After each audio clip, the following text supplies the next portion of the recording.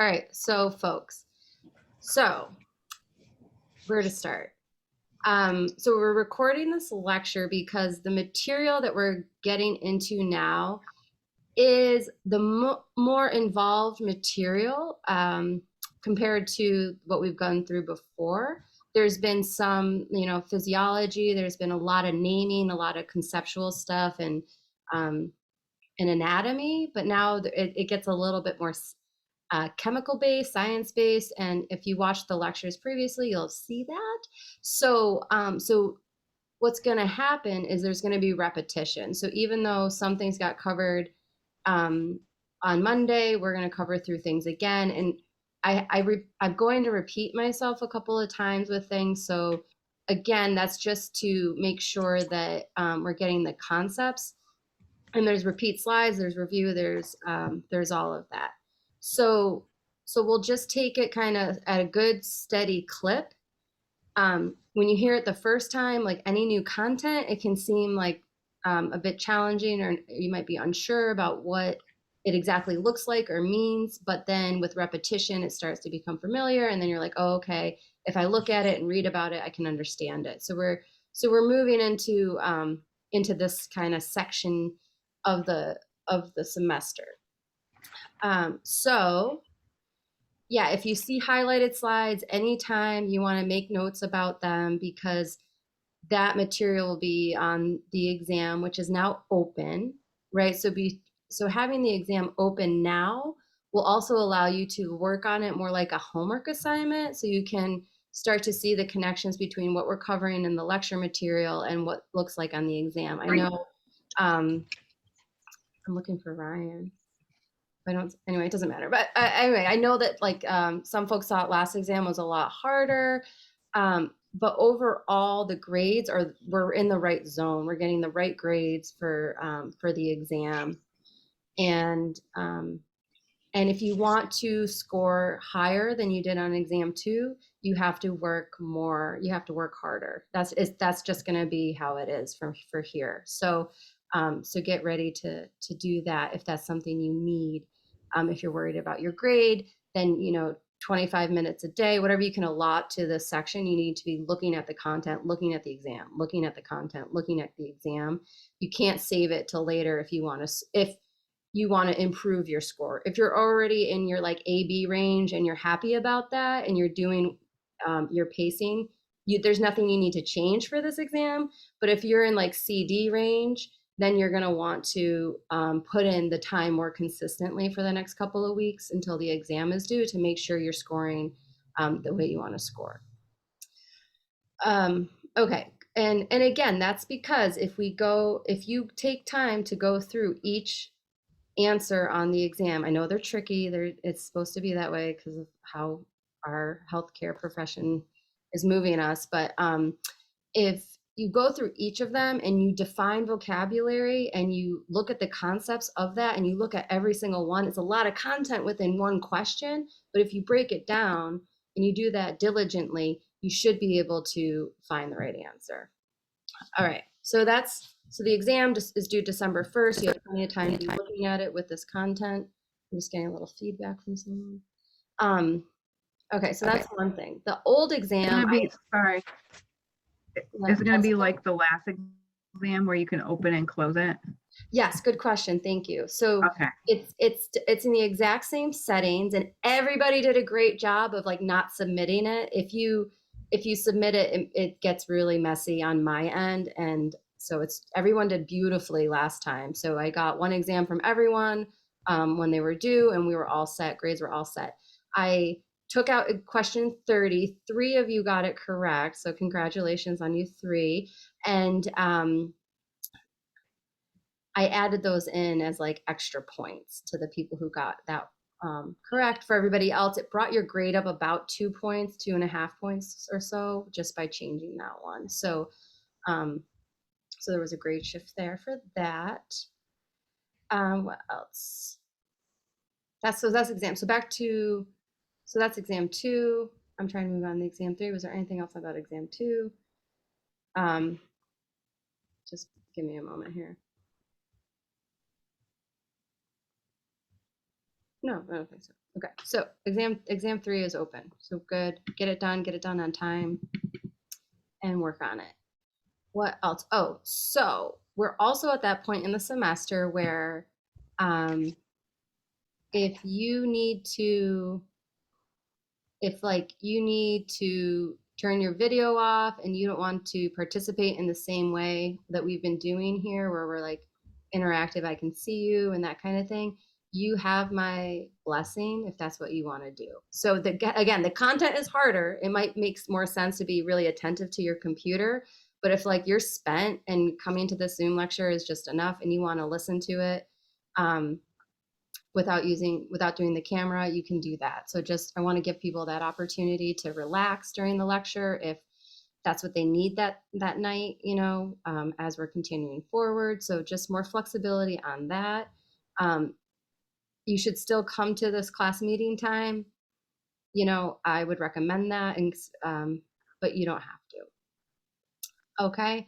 I'm going to record the lectures and I'm going to post them. I'm recording them because the content is a little bit denser and everybody might need to go back and review that whether they're coming to class or not. So that's why I'm making this time period optional for you in a sense. So whatever works for you. Don't get behind though. Don't use it. Don't like be like, oh, woo, okay, free ride. And then the next thing you know, you have a D. So don't do that. Aaron, do you have a question? Am I the only one breaking up? Sorry. Yeah, she's not breaking up for me. She's not breaking up for me either. Okay, it must just be me. For me neither. I'm good. Aaron, So Aaron, I did. yeah. And so you said the exam is due December 1st. Yes. And shoot, I had another question. It's gonna come back to me.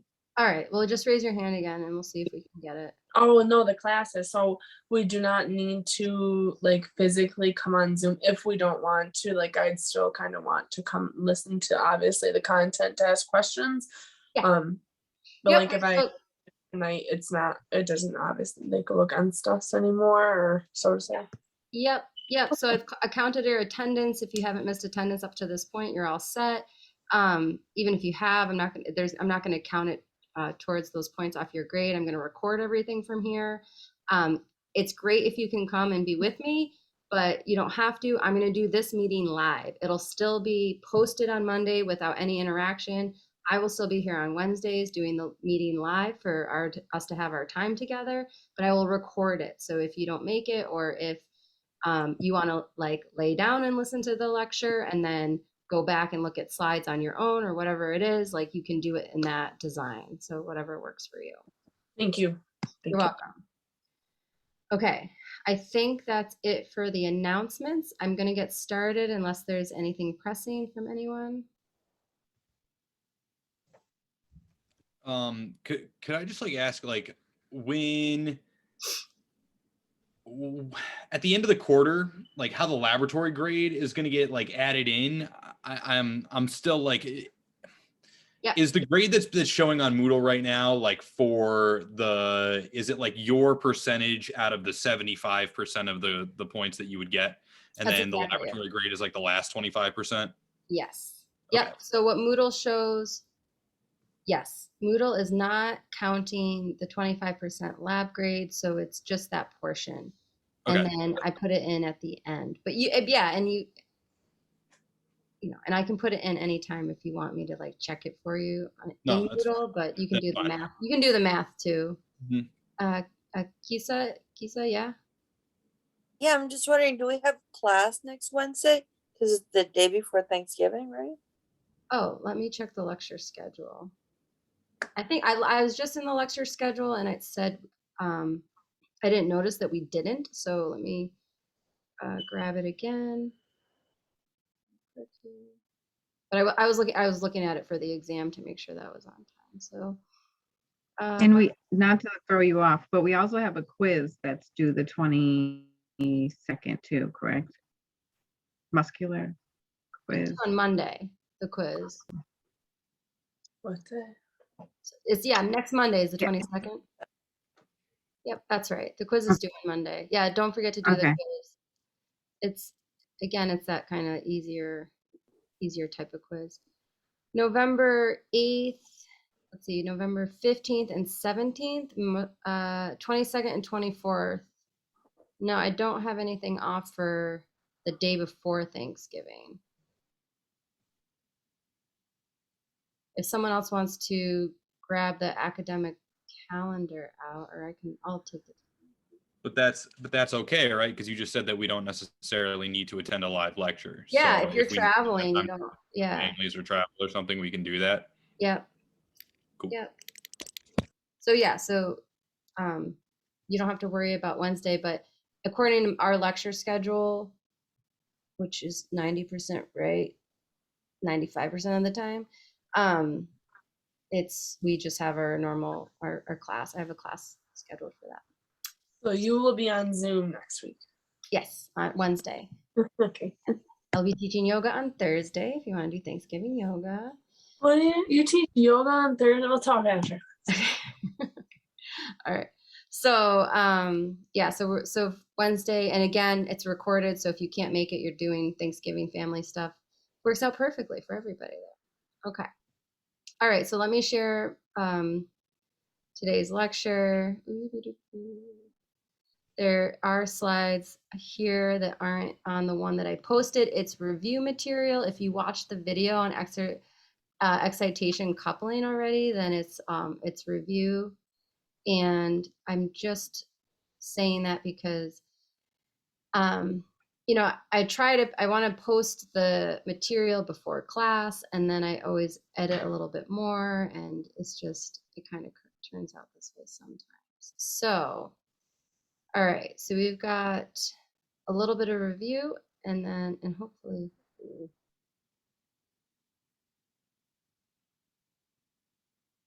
I'm going to go through it like this, guys, in this setting. Okay, so excitation, contraction, coupling. So we previously have looked at the events at the neuromuscular junction, right? What happens when a nerve cell interacts with a muscle cell? And then this excitation contraction coupling is the sequence of events that convert the action potential or the nervous impulse to the muscle fiber. So that's all when we're talking about this is what are the events that happen to convert action potential to the muscle fiber. All right, so that's all this is. And we talked about that there's calcium release from the sarcoplasmic reticulum, and that release is what's going to lead to the actual contraction. So this is just saying it again, just written out for you. Coupling, this is a sequence of events by which transmission of an AP along the sarcolemma leads to the sliding of myofilaments, right? So when a muscle contracts, it is due to the sliding of myofilaments. Here is, this is what's happening at the beginning, right? So we have our nervous impulse coming from the brain. This is a voluntary muscle. So we say, I want to lift my hand up and move my mouse on my computer. So the nervous impulse gets sent down my neck, through my arm, and to the fingertips. And when it arrives there, it is going to interface here, right, at the neuromuscular junction. So this is where the first part happens, and we have the acetylcholine that's going to exocystose across the cleft, across the junction into this sarcolemma of the muscle fiber. So that's where we're starting, right? And next, what happens, right, is the steps here are the calcium release. So there's a voltage gated protein. There's a protein sitting there, and it's the voltage that's coming from the action potential, if you can think of it as an electric signal, right, is coming in, and that is going to trigger that protein to open. And when that protein that's a closed gate opens, this allows for the influx of calcium to be released. With the influx of calcium to be released, that communicates with the troponin, no, I'm right, the tropomyosin. That little thread that's going over here, it's going over and it's saying, okay, you can remove because we're going to form some cross bridging.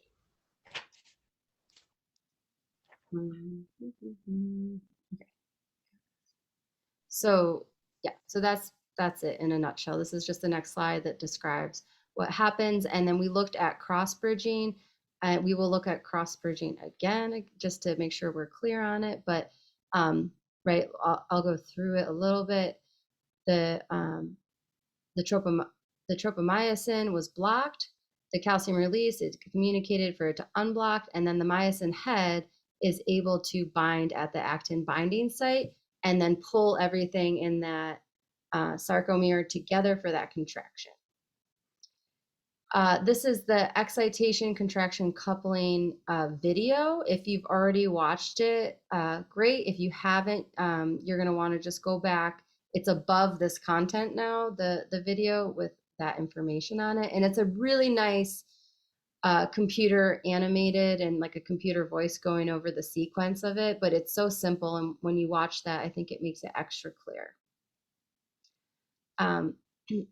So this is, again, so what happens after you have that release?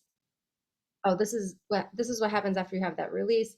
The cross bridge cycling begins, and that has to do again with the intracellular level of the calcium, right? And this is simply the sequence that I just went out through the picture about how the tropomyosin was blocking the site on the actin, right? So okay, the myosin heads can't attach, fine. That means the muscle fiber is relaxed. It's not going to contract.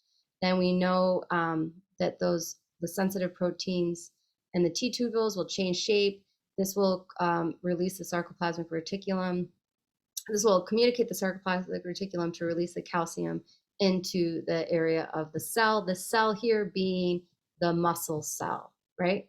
That information goes in and it causes it to contract. So again, this is just going through all of this. Let's do it together, okay? So the troponin, it's basically, it's just too much. I'm going to skip that slide. It's exactly that. It's just saying the same thing over again, but with the troponin and how it removes from it. So let's just review the 4 steps of the cross bridge cycling. So this was the high energy myosin head attaches to the actin thin filament site. We saw that. The working power stroke pivots and pulls the filament closer towards the M line, and that's what causes the shortening of the sarcomere, therefore the contraction. Then there's a detachment, right? Or where the energy is attaching to the ATP is the adenosine triphosphate attaches to the myosin head. So it's this molecule of protein and carbons, and it's traveling around, and it causes the bridge to the head to attach. So then it needs to not be attached anymore, and it needs to get into a high energy state. So in order to do that, it goes through hydrolysis, and hydrolysis is simply when a water molecule causes a chemical change in the sequence of the chain. So in this case with ATP, we go from a triphosphate to a diphosphate, and that's the hydrolysis moment. And when that phosphate comes off, that's when we have high energy for a power stroke to begin the next cycle. Okay. So now that we've looked at the events of the neuromuscular junction and we've talked about cross-bridge cycling and both of those together in conjunction, we can talk about organophosphate poisoning. So we already mentioned rigor mortis and how basically because there's no change in calcium, that everything gets locked into place and there's no release of the myosin head from the actin site. So that was the rigor mortis. But now we can talk about the organophosphate poisoning, and it has to do with the acetylcholine. So remember that at the neuromuscular junction, the acetylcholine crosses over and is the neurotransmitter to say, hey, it's time to release more calcium into the cell through the sarcoplasmic reticulum, and we're going to have a contraction. That would keep happening, right, if the acetylcholine didn't degrade. So you need the acetylcholinesterase in order to degrade it. And what happens with this organophosphate is that it doesn't allow for that degradation to happen. Therefore, there's no stop in contraction, and then we get to that hypertonia. So hopefully that makes more sense now about why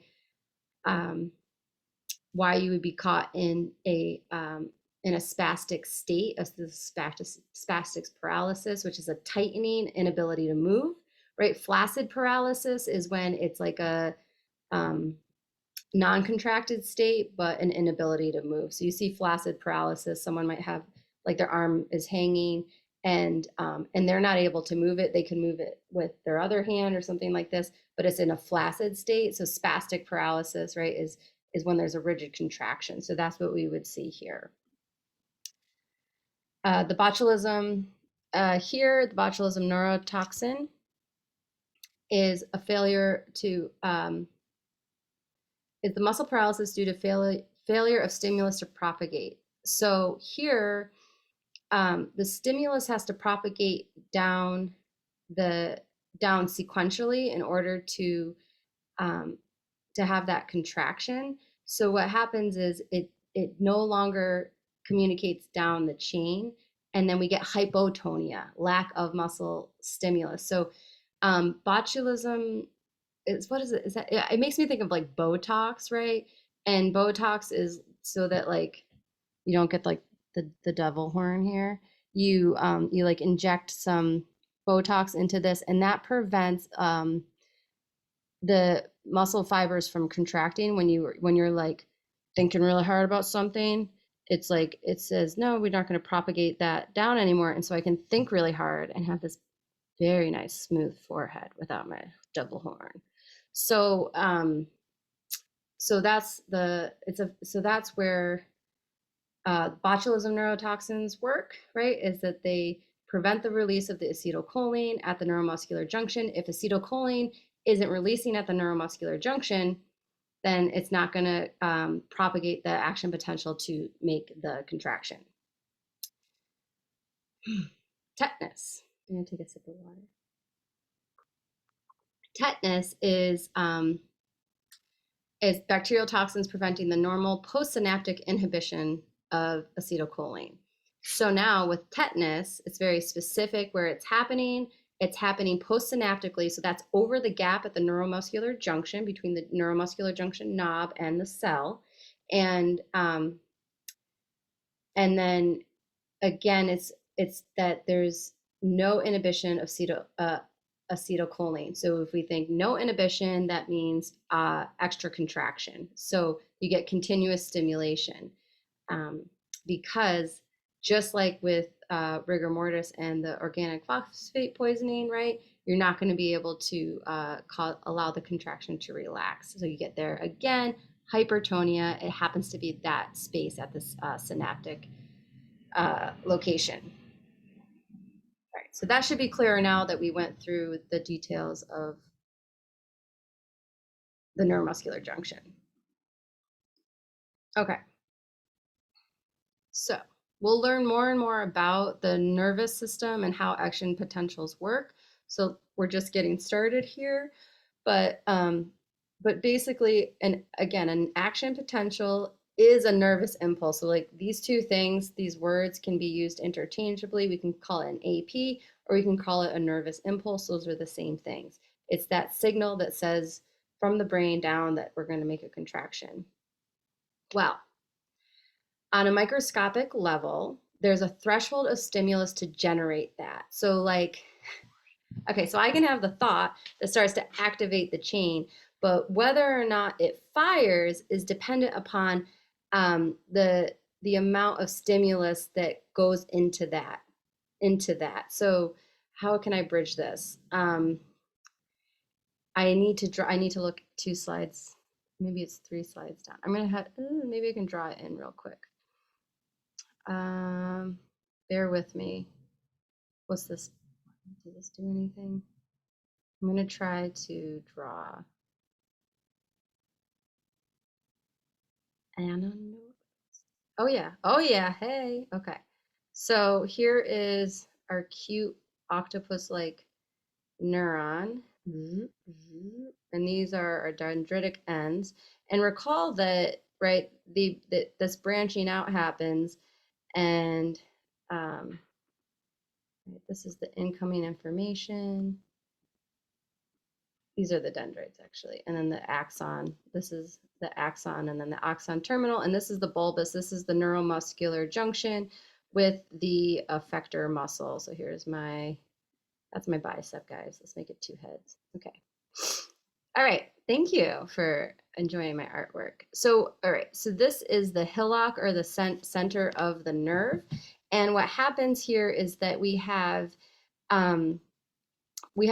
it's either going to come from the spinal cord or from another nerve cell, and it's going to come in here. It's going to be received, and it's going to travel into the nervous cell, right? Either from one other nervous cell or from the central nervous system, and it's going to travel into another neuron, right? And it's going to be like plus 30, right, for volts. It's going to be like, oh, I'm going to do 30 volts. And this one is going to say, I'm going to take away 15 volts. And then the information, that's a 5, guys. And then the information here says, oh, I'm going to charge you up 70 volts, right? So what happens is the dendrite receives all the information into the neuron, it adds it up, it does some quick math, and then it decides whether or not to fire the impulse down the axon to the effector muscle for contraction. So that's what this point means. It requires a threshold stimulus for generation. If it doesn't meet the threshold stimulus, it's a no-go, no fire. It's not going to happen. If it meets the threshold stimulus, then the muscle will contract, and it'll propagate down. So this could also be, it doesn't have to be an effector muscle. It could just be that this decides to send it to the next nerve, which sends it to the next nerve. So it can go nerve to nerve, or it can go nerve to effector muscle. Either way, that's always going to happen in the brain of the neuron, right? The neuron has its own computer. All right. Do you believe in magic? I hope you do. This is kind of what it is. Oh, this is, let me get the eraser, guys. So I guess that just stays on top of Zoom. Erase that. There it goes away. Okay, beautiful, beautiful. Bravo. Okay. Review. A motor unit consists of one motor neuron and all the muscle fibers it innervates. So if you ever see, if we're talking about a motor unit, it's the one motor neuron and where it innervates. And again, recall that one motor neuron can innervate multiple muscle fibers, right? And it can be from 4 myofibers to several hundred. And on average, one will activate about 150 muscle fibers. Oh, Nyasia's trying to get in. Hang on. Okay. So how does this relate to function? Let me go back. We're talking about, we could have 4 myofibers with one nerve, or we could have several hundred with another, right? So how does this relate to muscle function? The lower the number of fibers, okay, per unit, the more control you have. So if I have one nerve innervating just 3 or 4 muscle fibers, I'm getting a note. Hold on a sec, guys. Asia's okay. We're okay. Thank you. Yeah. You're fine. I'm just getting a note about the screen sharing, so I was like, wait a minute. But everybody can see me. You guys would totally have stopped me 15 minutes. So we're good. Okay. So so lower number for fibers. So one One nerve innervating 3 or 4 fibers is going to lead to maximum neural control. That means the most amount of dexterity of, that's why I have the piano, right? Because it's like how maximum neural control. You have fewer motor, you have fewer fibers per neuron in the hands, right? Because that's going to give you this ability to boom, boom, boom, fire with precision and control. Also, the examples are the hand or the eye muscles, a lot of precision. And if you think about it, you have one nerve doing the job for just a few fibers versus, right, gross motor movement. If you have one nerve commanding many muscle fibers, it's going to be a coarser movement and less precise. But that works, right? I mean, it works that we have that precision with our hands, and we don't need that precision with the thigh muscles, right? We need a maximum amount of contraction, but as long as it's in the right general direction and everything's happening, we don't have to fine tune each muscle fiber to kick the ball. What we need is just those muscles to fire off. So back leg muscles is called gross motor control, just meaning a large amount. Could I ask a question regarding that? Is this like universally true for everybody? Like, because I imagine like an elite level soccer player has greater control over their gross motor control than like an average person, because they can like juggle the ball and do a whole bunch of things with the soccer ball that a regular person can't, but they're using the same muscles. Do they have like an increased number of neurons attaching to their muscle fibers, or is it just like practice? I don't know. Oh my God, great question. Yeah. Well, it's kind of Rich's forte. He loves to ask the great ones. I am going to talk about it soon, but I will talk about it now and make sure it gets repeated. So this is one of my favorite topics about muscle behavior is motor control. And you can take an entire semester course just on motor control and how it works. And it's fascinating and I love it. So first, I would like to use the cigar rolling example, which is that if you start when you're 35 years old, you're like, I'm going to move to Cuba, start rolling cigars. Why not? Right? You show up in Cuba, you're 35, you roll your first cigar. It takes a long time. You roll your second, it takes less time. You roll 500, right? You're there all summer, you're rolling a couple thousand. Each time you roll a cigar, you get better at it and you get faster at it. If you work there till the day you die and you roll cigars every single day, 10 hours a day, whatever whatever your lifestyle is down there, the day you die, you will roll a faster and better cigar than you did the day before. You will always get better at it. You will always improve your motor control behavior. So why is that? There's 2 reasons. And the first has to do with the brain, and that it's the same thing for learning, okay? When we learn how to learn, we get better at learning. When we learn how to kick a soccer ball, we get better at kicking a soccer ball. And it starts in the brain where the actual physical matter that's going to fire to send off the information for you to kick the ball starts to approximate better. So if I go back to how this works with it, I'm going to draw it again. You're talking about like the action potential crossing the threshold where it like adds up to the net total. Yes. So like the signal. Yeah. So hold on. Let me see. I think it just once I move it up. Okay. So when you have the dendrites like coming into this is our our whole thing here. Okay. Just a quick version.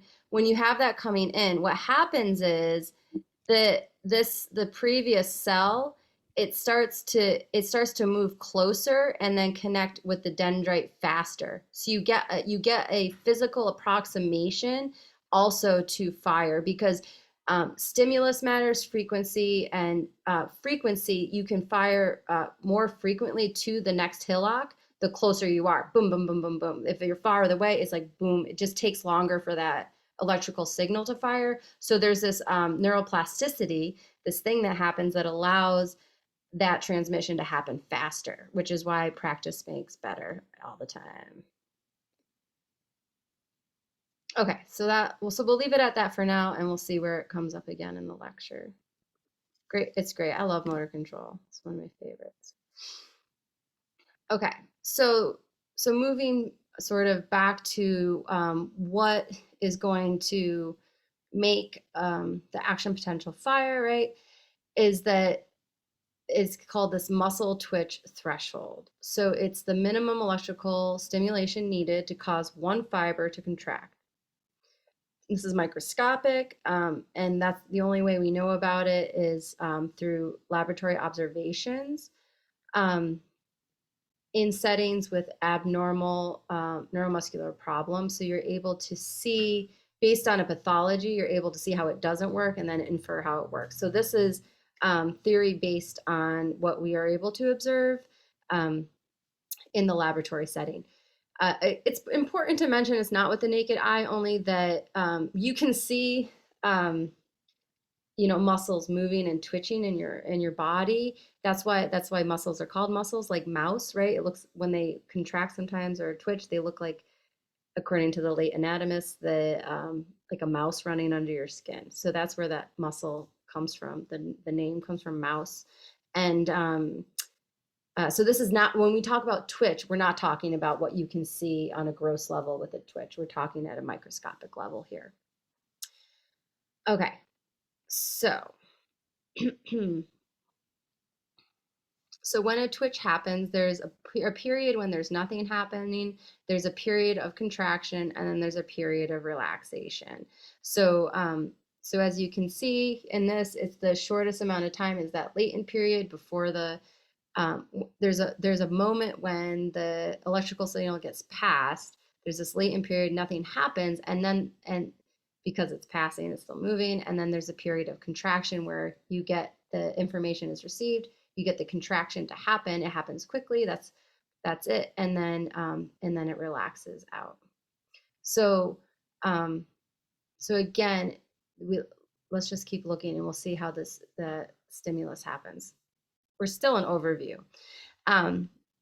So any stimulus that reaches or exceeds the threshold results in a maximum response. So all or none. It's not that one muscle fiber or sarcomere is going to contract a little bit based on how much information is coming in. Once it fires, that's it. Boom. It's a full force contraction, maximum contraction time. That just means contraction. So strength of contractions vary. And you need to be able to control that. So they're graded is to have a variation and amount of strength. So even though it's a full contraction, there's still a variation in strength, and that's going to be determined based on the changing frequency of stimulation. So how frequently, right? How the stimulation is coming in. Pew, pew versus pew, pew, pew, pew, pew, pew, pew. And then the strength and the stimulus, which is the amplitude. So that's when the wave gets higher. It's a larger amplitude. That strength is going to also affect this. So what's fun to think about here is the bucket. So if I tell you that there's 15, 16 bricks in that bucket, and you go to lift it up, right? And you go, okay, I got 15 bucks, I'm gonna lift it up, right? But it's actually empty. When you go to lift it, you're gonna end up like flinging it because you think it's really heavy. It's even better if I say you loaded it up yourself with bricks, then you went to go get a drink of water after all your hard labor. I came, I took all the bricks out. And so when you went to pick it up, you were expecting it to be the weight it was before, but it wasn't. And all of a sudden you lose control because your brain is sending a message to your muscles to fire at a higher force than you need to pick up that bucket based on this misinformation. So that happens with the solid milk jugs too. You kind of see people will like all of a sudden they think there's like a whole gallon of water or milk that they're picking up, but it's like close to empty, and it kind of flows in it, or it kind of flies out. for this, I've done this. So for me, I'm like, I can understand what that feels like. The other example is you're walking down the stairs and you're carrying a bunch of stuff, or it's like really dark and you're walking down the stairs carrying a bunch of stuff because you live on the edge. And you think that there's another, you're not even at your own house. That's why it's just so dangerous. I love it. It gets more dangerous. You're at somebody else's house. It's dark. You're carrying a load. You can't see anything. So you're walking down and you think there's one more step, but there isn't. And you get this sensation of like your foot hitting the ground before you expect it to, and it feels really weird. It's like, oh, like, and you get this rebound back because what you anticipated was you were going to go down another 6 inches. So the way your brain was controlling the graded potential for the muscle fiber to contract, you're doing a eccentric contraction at that point, but the way you're commanding that to happen in anticipation for going down 6 more inches, all of a sudden it stops and you get this rebound force back up because there's a mismatch between the environment and your expectation. So maybe you've experienced that. I think it mostly happens on you can happen on the upstairs too. If you're doing it on the upstairs, you like fall over because you think you get to the top step. I've definitely done this. And you like go to step one more time up, but there's no step there. So you like jump and fall, right? You've done it. It's so silly.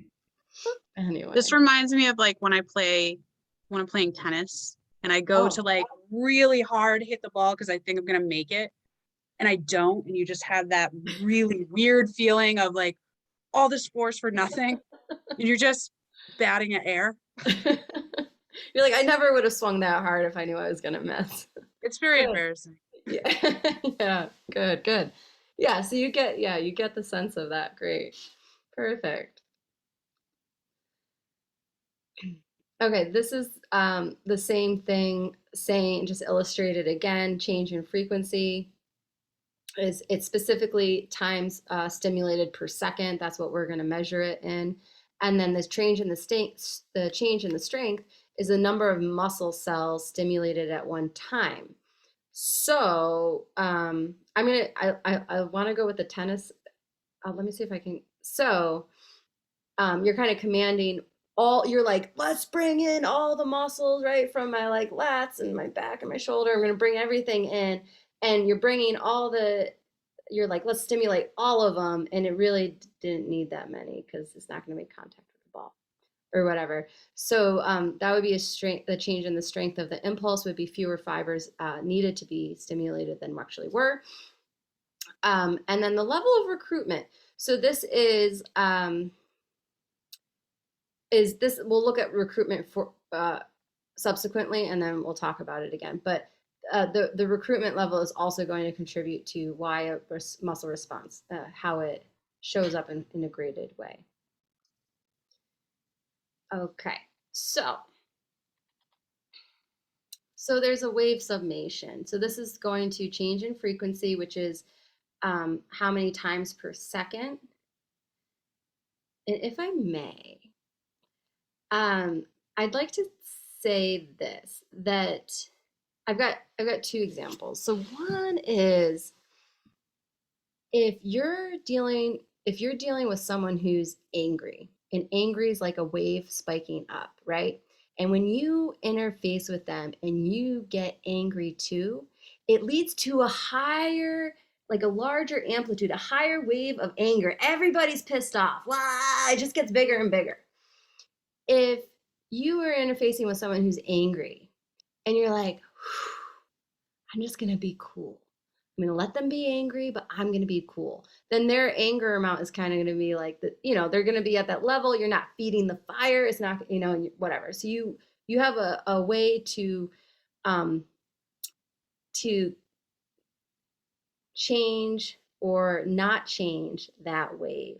The other direction would be like in the negative direction. If you're strategic enough that you can act in a way that will defuse the wave, like in such a way that you can bring that wave to a flatter, you can actually dissipate the anger.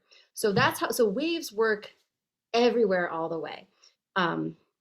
Wave summation it's in so many places. So in the environment, it's in the ocean, right? Like the waves are crashing, the waves are crashing. But if you get a boat out in the ocean to go by, it's going to cause more waves, so you get higher frequency, and all of a sudden, it's not that you do get you might get faster crashing waves, but for sure you get larger ones. Okay, so the frequency leads to this larger amplitude as well. So this is wave summation.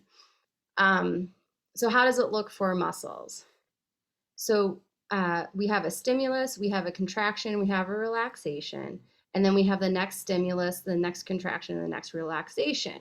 So when you get more frequent firing, right, you get the stimulus, it starts to partially relax, but the next stimulus leads to a greater amount of force or amplitude or tension, and as it is in here, and you get a higher muscle force contraction. Change in frequency leads to that. Okay, so it affects the outcome. So doing this as well is also leads to smoother contraction. So there's not a cogwheel effect, which is a pathology that you might see in the muscular system. But basically, you're like you're allowing for you're also allowing for a smooth graded response or a smooth muscle contraction. Okay, so tetany. A high frequency stimulus results in smooth, sustained contraction. So here we have tetany is when there's minimal to no relaxation after. So you get maximum summation and maximum contraction. And unlike here, right, where we had partial relaxation and then a full relaxation with tetany, you don't get the relaxation at all, but there is a bit of a partial one. Fused tetanus is different. The stimulation keeps coming. There's no partial reaction. And that's due because it's an even higher frequency. So if you look at the red arrows, that's what's going to lead to that fused tetanus, is that you have a frequency in which there can be a bit of that relaxation. But if it fires fast enough, hard enough, that's a spastic contraction. There's no relaxation whatsoever. Spasticity is what it's called. Okay, so versus the change in strength of the impulse. So we know that the whole muscle is composed of many motor units. So so we have a threshold for stimulus, and we need to activate a certain amount in order to get not the threshold met, but get the specific fibers to contract. So here in this diagram, we see that there's no motor units excited. Here we get a couple, and then more and more and more, right, until we have all of these. So when the stimulus comes in and it's saying that it doesn't need a lot of force, you're only going to get a few of these muscle fibers stimulated, but as the need for force increases, so that could be like, I'm picking up that bucket. I'm doing my cell phone to pick something up, but like I'm picking up that bucket and I'm like, oh, I got this. And I started to pick it up. I'm like, no, I'm going to like recruit more force, right? And you get more force in order to pick that up. So the ones that have a lower threshold are always going to be the first ones to fire, and the ones that have a higher threshold they're going to need more information coming into that hillock to say, yeah, we need to fire too. So there's more flow of information to come in to get the next motor units contracted. So, right, you may or may not be able to do that based on the conditioning of the muscle. Your muscle fiber cells are there, but if they're not conditioned to pick up more and more weight, right, then you're not going to be able to meet that threshold stimulus until you train the brain, the nerves, and the muscle to respond. So we get this really beautiful synchronization between the mind and the body in order to end with motor control for precision motor control for strength even, right? It's connected to what's happening with the nervous system. What are weak precise movements? There's a low level of recruitment. So we'll see more about the sizes of motor units as well, but smaller motor units are recruited as opposed to larger ones, and they can fire at a lower threshold. So if we go back here, we look, lower threshold of stimulus, the amount of voltage coming in, that summation, if you will. If it's a lower threshold of stimulus, it can fire without too much effort, if you will. But it's not a strong contraction, it can still be precise. Larger movements are going to require a higher level of recruitment. The larger motor units are recruited, and these motor units are less excitable, which means that you have to have higher frequency or stimulation in order to get that neuron to agree to fire that muscle. Okay. So this recruitment works on, the graded muscle response works on the size principle. There's a couple of different factors that are going to go into how, what sequence, in which way the specific muscle fibers on a cellular level are recruited. So,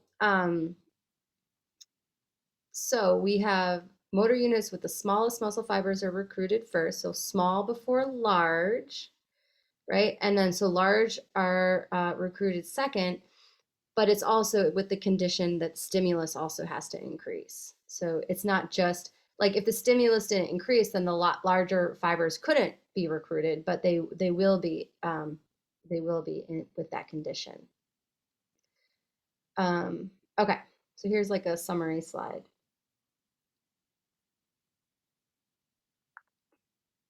The grading of the potential, the action potential, the gradation of it happens in the dendrites, right? So that's the information coming into the cell body where the brain is of the neuron, the hillock, and then it gets shot down the axon where it will branch out and you'll have the neuromuscular junction, okay? So we're talking about the incoming information from here into the middle of that cell body.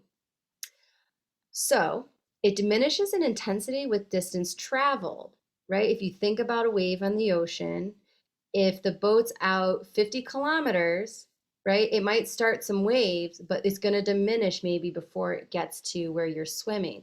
If the boat's only out 10 kilometers and it goes by, those waves are not going to diminish enough in time for you not to feel them. So with wave transmission, we have that same effect. Recall that the gates are, they're ion gates and they're chemically regulated, okay?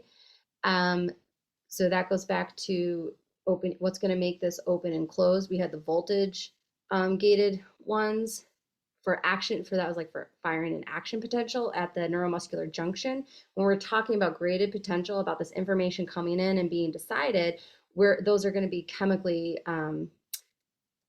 chemical channels, sodium, potassium, when you're thinking about that. Intensity is coded for by degree of depolarization and hyperpolarization. So, right, that's just the change in flip of the polarity as we're going down, and that happens to be how it's coded for. So that's intensity is like it's not frequency. It's like closer to the amplitude. It's like the amount. Varying intensity depends on the amount of neurotransmitter release. So that is what's giving the information. How are we going to decide how intense this is? Is it more neurotransmitter or less neurotransmitter? Okay, 6:30. Hope everybody's fine. Let's look at the, let's just keep going. So we're looking at size principle of recruitment. So here we have the small fiber motor units, we talked about this, recruited first, and then medium, and then large, right? And so the reason that time is on the bottom is that time is passing as there's a change between units recruited. So as time passes and you're activating muscle force contraction, it's gonna it's going to lead to a larger muscle fiber contraction. This makes sense because, right?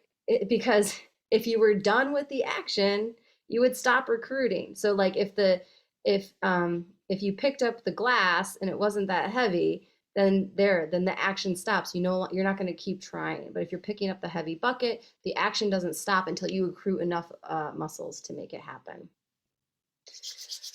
What is muscle tone? Muscle tone is the concept that that muscles are always kind of primed or fired for contraction.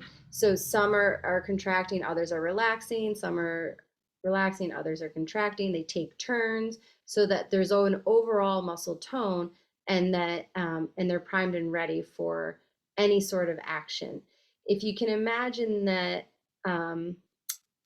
muscles in the body were not primed or ready for action, that they were all just relaxing, waiting for your brain to tell you to do something, they would get lazy. And then when you wanted it to do something, they'd be like, maybe later. And that's not gonna work out for us in the event of an emergency when we have to make a contraction for safety. So, so there's these things, there's a safeguard in us called spinal reflexes. And this is that there's stretch receptors in the muscle, and when a stretch is activated, it's going to cause that muscle contraction. So there's always a little bit of tension or stretch happening, no matter what position you're in. When you hit, so spinal reflex, when you hit and create a huge tension force, you're going to get a huge contraction. Here we're just talking about a slight contraction during rest. But this is what keeps our muscles firm, healthy, and ready to respond. Okay, hypotonia versus hypertonia. This came up a little bit before, but here it is. It's loss of tone. So for whatever neurological reason or physical reason, there's not that stretch spinal reflex isn't activated in that way, and we lose the tone. Flaccid is like floppy or loose. Here it is, loose, flat, and hyper extendable. So they're also a bit more extendable, are able to stretch. And typically this is a central nervous system disorder. It's a miscommunication, so you don't have that brain constantly giving you tone. Hyper is the opposite, it's in the other direction, and spasticity is an increased tone and stiffness, as there's an increase in pathological reflexes, which means that let's do the patellar tendon knee reflex. If I like tap your tendon, you have a normal response. With a hammer, a pathological reflex would be like I brush by your knee and your knee kicks up. But where this really ends up showing up is like the Babinski reflex. So at the bottom of your foot, you do this on a baby, and you stroke up. Some of you have seen this, and you stroke up the foot, and the baby's toes do this like fanning out kind of thing, and that's a normal neurological response to that stimulus. It gets integrated into the system. It doesn't happen after, I think, about 6 months of age, but you have an adult and you're doing a neurological assessment on them, part of your evaluation, and you stroke that, and you get that baby-like reflex where the toes come out. So like if I did it on you, you might like have a knee-jerk reflex. You're like, you're touching my foot, right? That's normal. What's not normal is the fanning out of the toes. So if you see that, that's an indication of an upper motor neuron lesion, and now you can, that helps you to figure out how to do treatment. A rigidity is an increase in tone with no change in reflex, and that's because with spasticity, spasticity is specifically in response to stretch, that stretch stimulus. Rigidity isn't there. It doesn't matter what you're doing with stretching at the tendon, at the skin, whatever information you're bringing in. It's just an increased tone without change. So you might see that like in literature somewhere, and that would be the differentiation. That's kind of just vocabulary here. More vocabulary, atrophy. We've come across this, and there's a shrinking in the mass. There's a loss of strength. So now that we have a good handle on, or starting to have a good handle on the microscopic level, right, we can say it's a decrease in size of the myofibers, the number of myofibrils, and the vascular changes. So so there's a decrease in size there. There isn't a decrease in number of myofibers. I think that's always an important point to make. It's in the size, and it's important because when we're weightlifting, we're not increasing the number of myofibers. We are making them larger. Okay, so it would stand to reason that when we don't use them, they get smaller. All right. But the number of myofibrils also decreases. So that is where there's a number amount change. And then the vascularization is going to change based on use and disuse. Ooh, sorry about the typo here. Generally, no decrease in number of myofibers. So that's what I said. Disuse atrophy is when you don't use it. Degenerative atrophy is when you have nerve damage and that leads to prolonged disuse. So this is like due to an accident, you have to immobilize for bone health, and then you can get back into sport, back to play, as it were, back to work. Inactivity, right? But if you are not going to play and you're not going to work and you have a job 9 to 5 and you come home and you rest for the rest of the day, you're going to have disuse atrophy. Degenerative atrophy is again related to the nerve, and it's like the signals aren't going to fire down the system, and you're not going to be able to contract because of the nervous tissue damage. In that case, muscle is replaced by fibrous connective tissue and fat. It's making me think of Duchenne's, but let's look at this. Let's just keep looking. Oh boy, more. Hyper. This is supposed to say hypertrophy. Hypertrophy is the weightlifting increase in size. I just said it already, but here it is. I won't read it to you. But there's an increase in all of these things.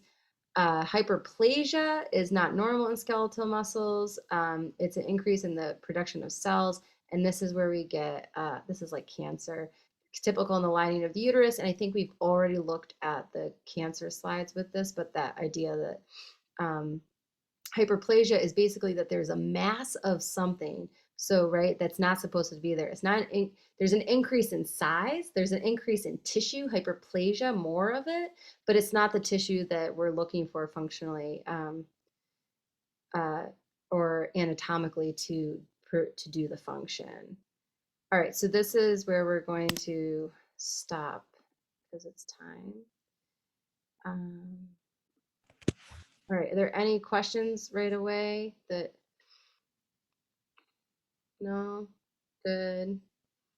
Okay, so it's gonna be, so your exam's open. When you want to look at it, play it the same way you did last time. You did it perfectly last time, so just do it again the same way, however you did it. If you have any questions, let me know. Monday's content will be posted per usual with the links that I provide. And then Wednesday, as the day before Thanksgiving, I'll be here. If you want to be here with me, we'll go through more content together. And if you can't be here, there's no penalty for not being here. The lecture will be recorded and then you can view it at your leisure. All right, so thank you. You're dismissed. Have a great night. If you need me for anything, I'm here.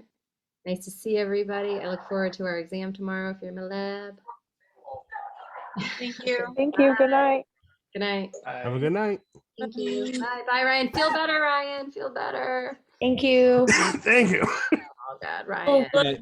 I'm sorry. Yeah, then we do good there.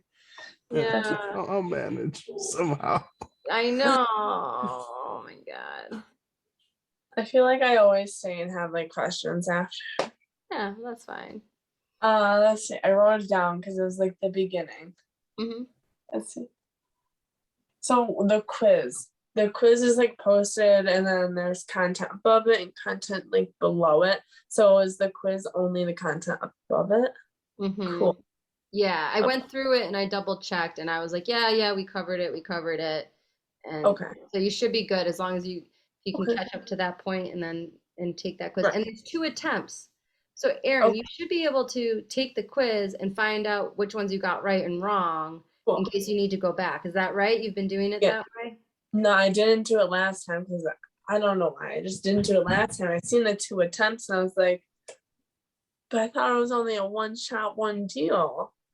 But I Not seen with the the 2. quiz. I only did one attempt for the Yeah. last I have a year. question. The exam is 1 shot, 1 deal, but the quiz you get 2 attempts. So just make sure I'll get. I think Elizabeth said something. I'll get to, but just make sure take do the 2 attempts and get the Yeah. close to the 100 if you can.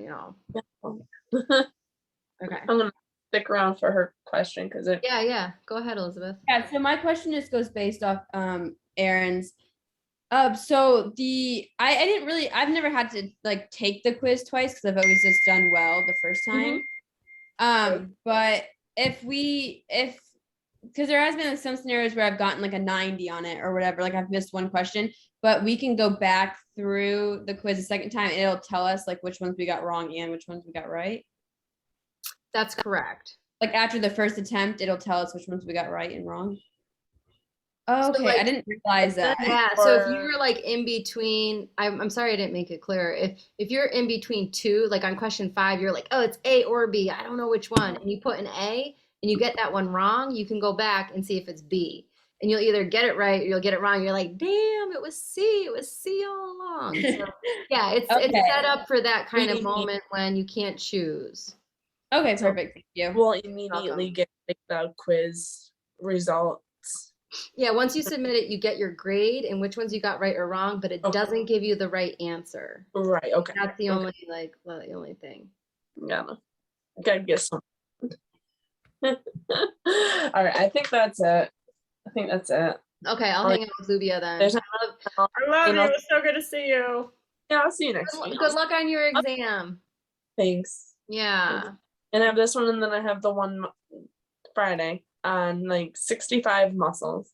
You Look. got this. You can do it. I know you can. Love it. Thank you. You got it. All right.